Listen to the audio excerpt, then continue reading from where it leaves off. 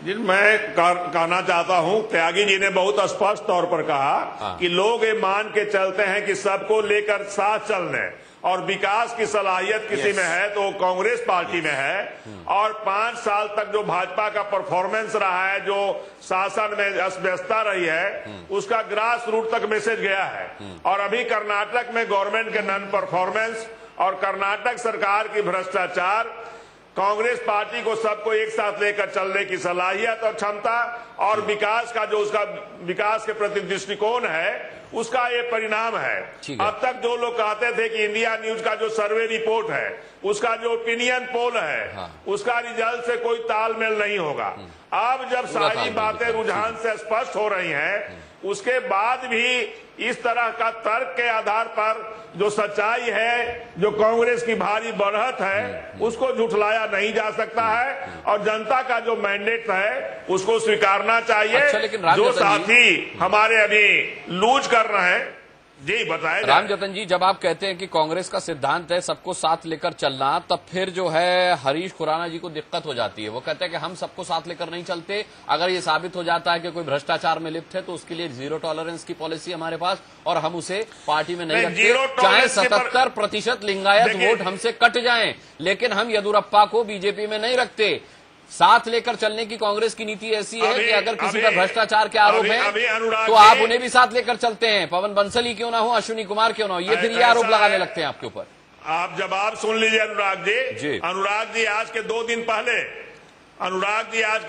पहले जब आप कंडक्ट कर रहे थे, लोगों ने बताया कि लिंगायत वोट का बंटवारा नहीं होगा येदियुरप्पा के जाने से और भाजपा बहुमत की सरकार बनाएगी। आप ही के साथ डिस्कशन में और जो 0 टॉलरेंस की बात हो रही है, जब कंपल्सन हुआ 6 महीने के बाद उन्होंने हटाया।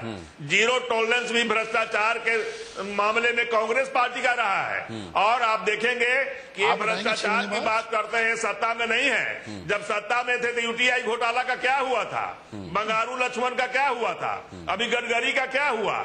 इसलिए अभी केंद्र की बात ना करें तो अच्छा है। अभी कर्नाटक की बात करें, 2014 में केंद्र सरकार की बात करेंगे। और अभी जो वर्तमान स्थिति है वह उनके विपरीत है। इसको स्वीकार करना चाहिए कि कर्नाटक में जो 5 साल पहले जो विकास हुए, कर्नाटक सबसे ऑर्डरली और अनुशासित प्रदेश था विकास के मामले में, चाहे इंडस्ट्री का सवाल हो, कृषि का और एजुकेशन का, इसमें भारी गिरावट हुई और उसी का नतीजा है ये वर्तमान जो चुनाव परिणाम है। लेकिन रामजतन जी, सवाल ये उठ रहा है कि अगर कर्नाटक में कांग्रेस जीत की ओर बढ़ रही है और भारी जीत की ओर बढ़ रही है, तो इसमें क्रेडिट पूरी तरह आपको नहीं जाता। एक इसमें एंटी इनकम्बेंसी है जो वहां की मौजूदा सरकार को लेकर के है। लोग आपको भी बुरी सरकार बता चुके हैं, जब आपकी कांग्रेस की सरकार थी तब भी बुरी थी, जब जेडीएस के साथ आपने सरकार बनाई तब भी बुरी सरकार लोगों ने बताया उसे। सवाल ये है कि आपको एक तो एंटी इनकम्बेंसी का फायदा हो रहा है, जिसके लिए आपको ये बाय डिफॉल्ट फायदा मिलता हुआ नजर आ रहा है। दूसरा, जो लिंगायत वोट टूटा, बीजेपी को सबक सिखाने के लिए जो कांग्रेस को लोगों ने वोट दिया, एक वो बहुत बड़ी वजह बन रही है इस जीत की। आप के किसी भी तरह से कहीं भी आपका जो चुनावी घोषणा पत्र रहा हो या आपकी जो पार्टी की इमेज रही हो, कहीं भी वो इसके लिए जिम्मेदार नहीं है, ऐसा जानकार मानते हैं। आपके विचार का हम सम्मान करते हैं, लेकिन आप ही का यदि ओपिनियन पोल माना जाए तो कांग्रेस को भ्रष्टाचार के माने में आपने 4थे नंबर पर माना है। लेकिन तब जब सरकार थी 4थे नंबर पर, रामजतन जी मैं स्पष्ट कर दूं, सुनिए, सिलसिलेवार 4थे नंबर पर इसलिए क्योंकि अभी बीजेपी की सरकार थी, बीजेपी से पहले बीजेपी जेडीएस की थी, उससे पहले कांग्रेस जेडीएस की थी और उससे पहले कांग्रेस की थी, तो वो बाय डिफॉल्ट आप 4थे नंबर पर चले गए। कर्नाटक इस देश का सबसे विकसित प्रदेश में एक माना जाता है। आखिर किसके राज में हुआ? यदि आपकी बात मान ली जाए तो कर्नाटक एक विकसित प्रदेश। देखिए सुनिए, यही मैं आपको समझाना चाह रहा हूँ। मोदी अगर गुजरात में विकास कर रहे हैं तो वहां की जनता उन्हें खारिज नहीं कर रही। मैं मानता हूं कि कांग्रेस ने विकास किया या कांग्रेस ने जेडीएस के साथ मिलकर विकास किया, लेकिन सत्ता से बेदखल होना पड़ा आपको। अगर आपने विकास किया और इसका क्रेडिट आप लेना चाहते तो आप बेदखल क्यों हो गए? बीजेपी और जेडीएस का मौका क्यों आया, उसके बाद बीजेपी क्यों आई? देखिए, नहीं, सत्ता से जब बेदखल की, आप जवाब भी सुन लिया करिए। सत्ता से जब बेदखल हुए हम, तब भी हमें 80 सीट था और केवल 1% वोट का ही अंतर था। और वह वोट का अंतर था कि येदियुरप्पा के कारण लिंगायत वोट का ध्रुवीकरण हुआ। हमारा प्रभाव पूरे कर्नाटक के चारों क्षेत्र में था।